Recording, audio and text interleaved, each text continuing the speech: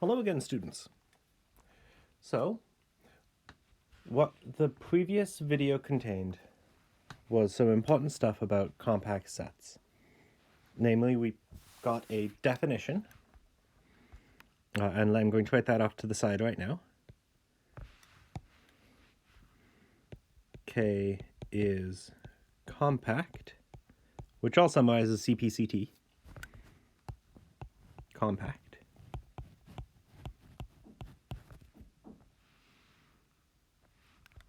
Saying that WAD means K is closed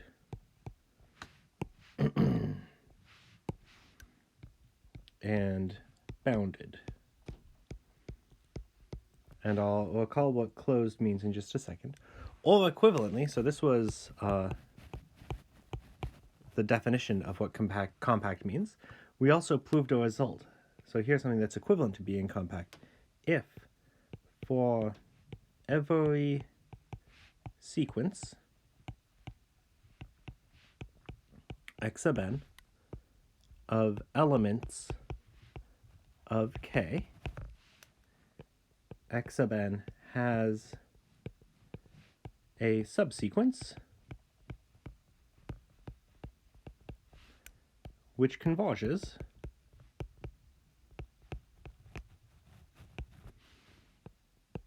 to an element of K. So if you take a sequence of elements of a compact set, that sequence will have a subsequential limit, and that subsequential limit will be an element of K. Let's recall what closed means. K is closed if every limit point of K is in K. Nice. So that's what we did last time. We gave the definition of a compact set. We gave this reformulation of the definition. We also proved that every closed bounded interval is itself a compact set. Today, we prove the extreme value theorem. Today, we prove, well, today's a long one. In this particular video, we will prove the extreme value theorem, and I'll scroll up to, well, I'll scroll up, show you where it is, and then I'll just write it down below. The real extreme value set theorem says that if K is a non-empty compact set, and you have a continuous function on that compact set, then the supremum and infimum of the image of the function are each elements of K. So you can maximize and minimize continuous functions on compact sets, just as you can over closed bounded intervals. So let's just go ahead and write that.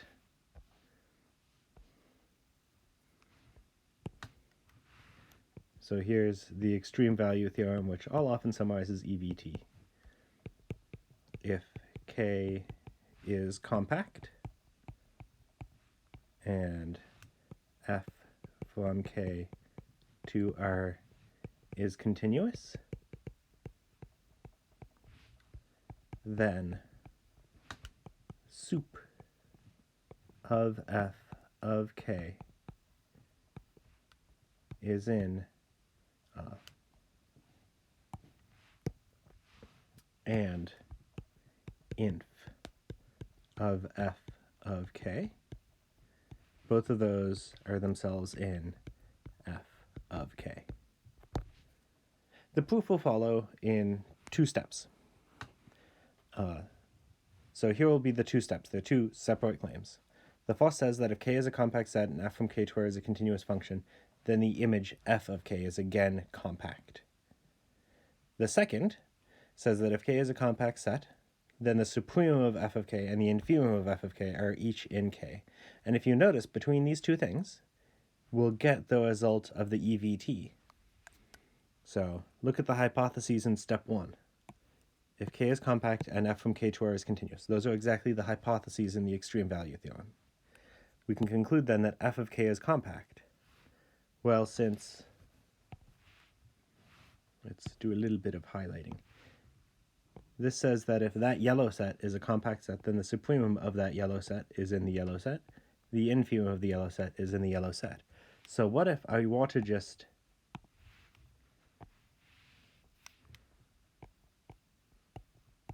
replace all of those k's with f of k's? If k is compact, then f of k is again compact. So by step 2, that means the supremum of f of k is in f of k, and the infimum of f of k is in f of k. That's exactly the conclusion of the EVT. So if I can prove those 2 steps, I'm done. So let's just prove those 2 steps. The first is a very topological result. It says that continuous functions preserve some property of sets. So somehow that's saying that this property of compactness is a topological property. Let's prove it. So it's that k be a compact set, and f from k to r be a continuous function. I need to show that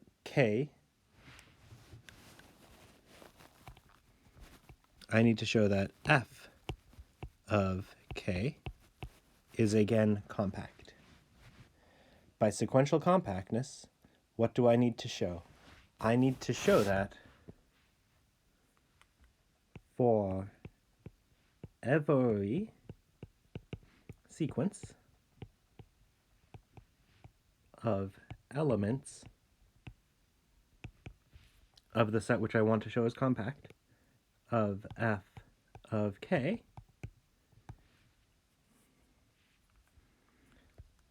there is a subsequence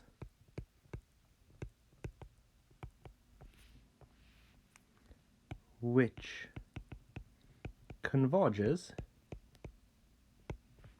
to an element of k.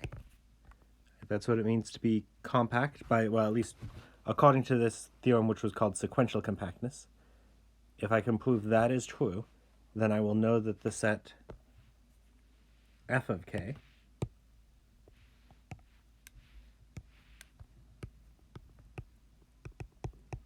is compact.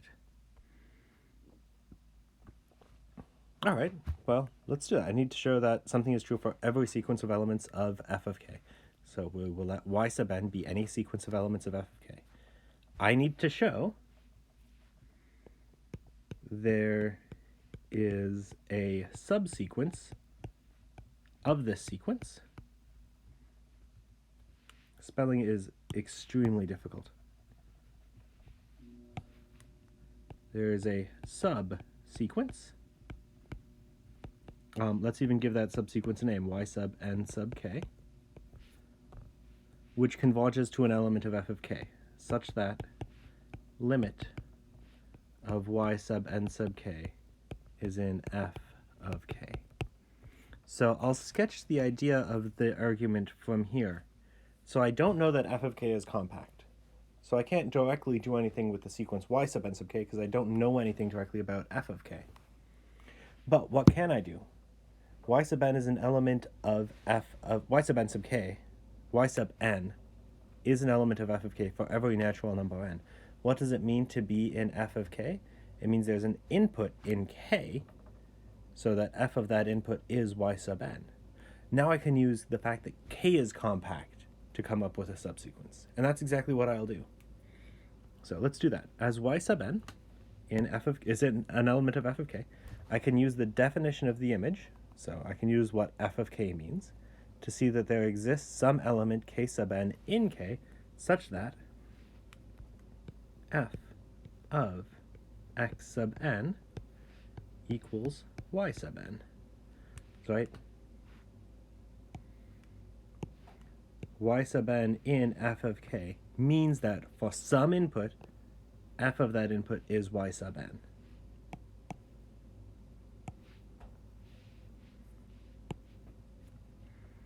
All right, well, let's look at that x sub n. For each natural number n, I get a different y sub n. For each different y sub n, I get a different x sub n. This constructs a sequence worth of elements of k. But the set k is compact by assumption. So I can use sequential compactness to see that there exists a subsequence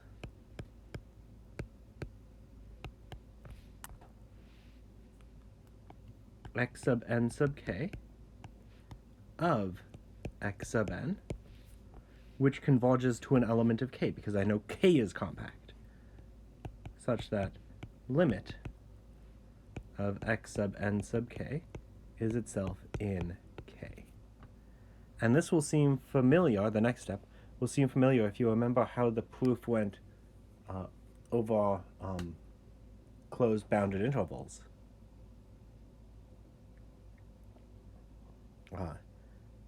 So maybe I'll even just talk through what will happen from here. This set k is the domain of a continuous function. So the function is continuous at this limiting value. So I can use sequential continuity to say that f of x sub n sub k converges to f of the limit of x sub n sub k. And that basically will completely resolve the issue. So let's talk from there. So let's let x sub n sub k be that convergent subsequence to the preceding line, and so let's let k, which is x, which is in k, be its limit.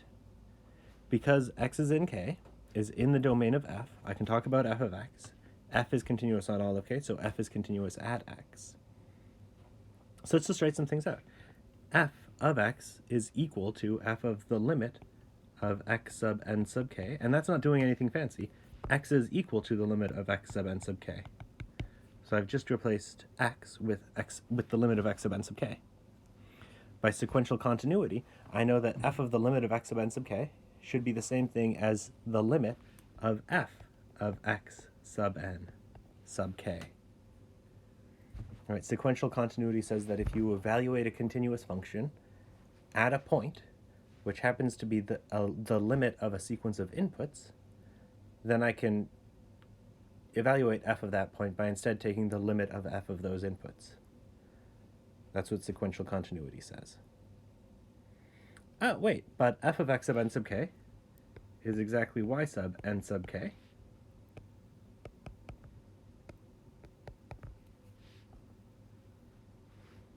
So what have we done? I have now produced a subsequence, y sub n sub k, which converges to f of x, right? We have right now the limit of y sub n sub k is equal to f of x. So y sub n sub k converges to f of x. But x itself is in k. X is in k, so f of x is in f of,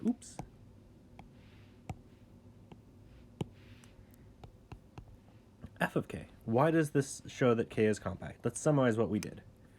So we started by considering any sequence of elements y sub n sub k. So we've proven that for every sequence y sub n sub k, y sub n of elements of k, there exists a subsequence y sub n sub k such that limit, it's not a sequence of elements of k,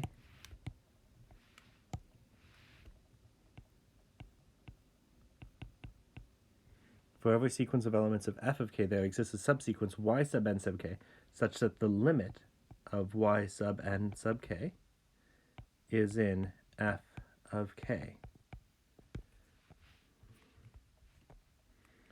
By sequential compactness,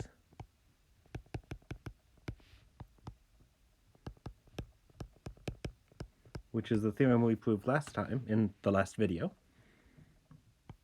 this means f of k is compact.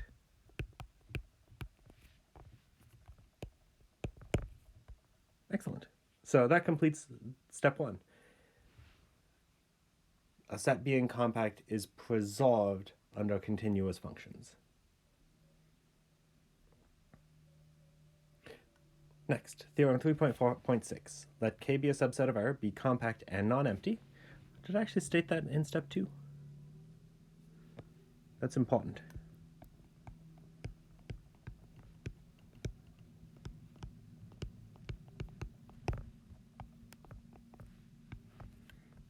And let's talk about why that's important.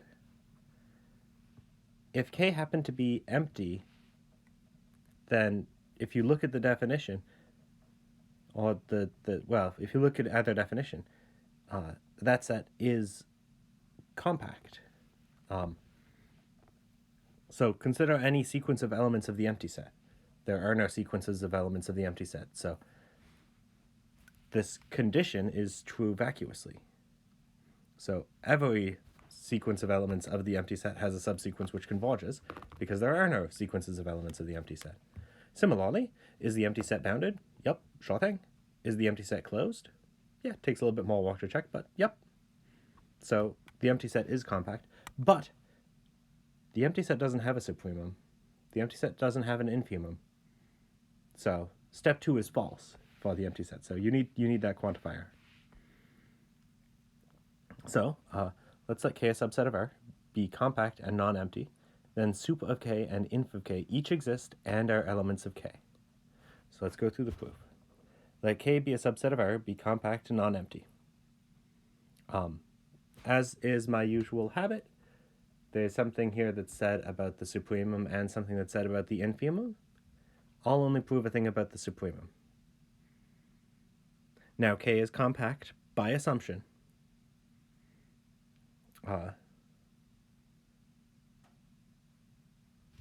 So what do I know about compact sets? Compact sets are bounded.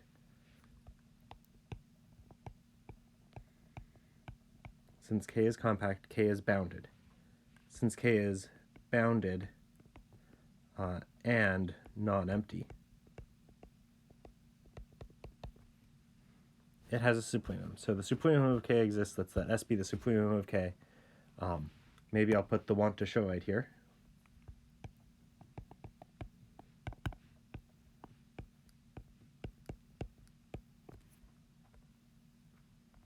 Here's what I need to show. So let's remember the definition of supremum. There's also a thing for infimum, but the definition of the supremum, which is in terms of epsilons. So let's let X be a subset of R, be bounded and non-empty. Let S be an upper bound for X, then S is the supremum if and only if for every epsilon bigger than 0, there exists an X in X such that S minus epsilon is less than X. So why should that be true? Well, if S is the supremum, if S is the least upper bound, then S minus epsilon cannot be an upper bound, because it would not, because then S wouldn't be the least of all of the upper bounds. So since S minus epsilon isn't an upper bound, there must be something in the set that's bigger than it. And I'm going to add one more line. S is an upper bound, so one thing you get free of charge is this. So I'm going to do something, again, super similar to some stuff that we did when we proved the extreme value theorem over closed bounded intervals. I'm going to take a sequence worth of epsilons. So take epsilon n to be your favorite sequence of positive terms which converges to 0. I'll take epsilon n to be 1 over n. You can use 1 over 2 to the n or 1 over n squared if you want. Then according to the formulation of the sup and inf in terms of epsilons, I see that because that epsilon n is positive, there exists some x sub n in K such that S minus epsilon n is less than or equal to x is less than or equal to S. Oop. I don't care that that should be a less than instead of a less than or equal to, but I should write what's actually correct. Oh, neat. So at this point, I can use the squeeze theorem, right? The limit of S minus, oh, there's an x sub n here, isn't there? the limit of s minus epsilon n is just s. Epsilon goes to 0. So the left and right extreme things both have the same limit, so the thing in the middle, by the squeeze theorem, has to have that limit. So by the squeeze theorem, the limit of x sub n equals s.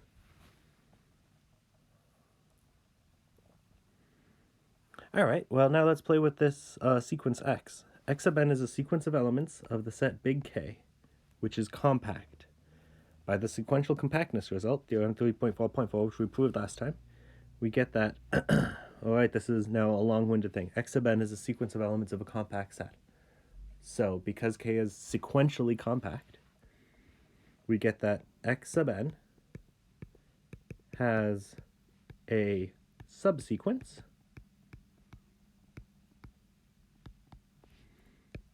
x sub n sub k such that the limit of x sub n sub k is in the set big K.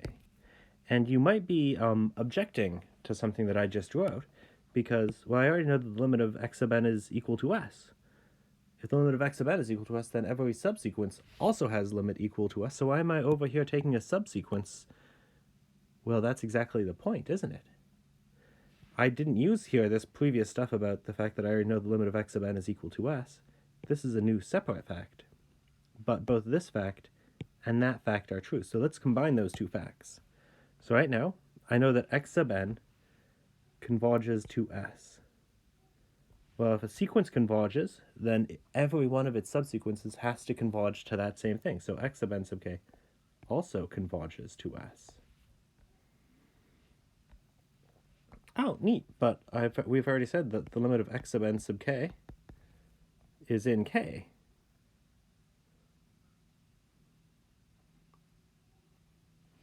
I don't like that wadding. So let's write down the summary. So that means, thus, S is the limit of the sequence x sub n sub k, which is in the set big K. Thus, S, which remember is the supremum of the set big K, is in the set big K, as we claimed. Neat. So that completes the proof of step 2. Now let's put those two things together and prove the extreme value theorem over a compact set. All right, so setup. Let's let K be a non-empty compact set. Let's let f from K to R be continuous by theorem 3.4.5. So that's the thing that was called step 1. I'll let you take a moment and remember what that one said. Good. This theorem said that f of K is compact.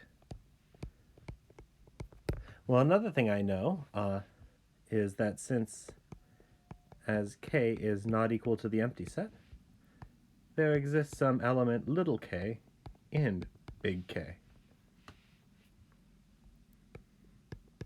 Then f of little k is in big K. So, nope. F of little k is in f of big K. So f of big K is non-empty.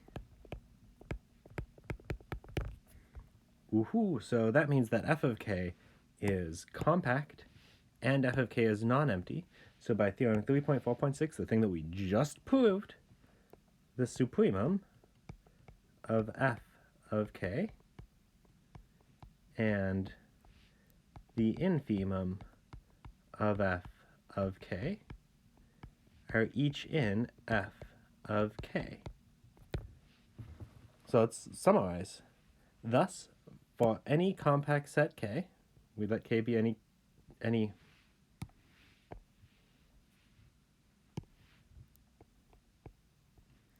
non-empty compact set K and any continuous function f from K to R. The supremum of f of K is in f of K, and the infimum of f of K is in f of K. This completes the proof. Wonderful. Well, that completes this, if you like, bonus lecture. The next thing in the notes document is a group work which will guide you through the construction of some interesting compact sets, namely the Cantor set. Now, this clearly won't be one of the required bits. This is one of the interesting things that is winding up getting cut because of the change of format. So this next thing, oh, it's not here. Okay, it's in the notes online now. In that group walk will become an extra credit problem. Wonderful. Well, I'll talk to you later. Ciao.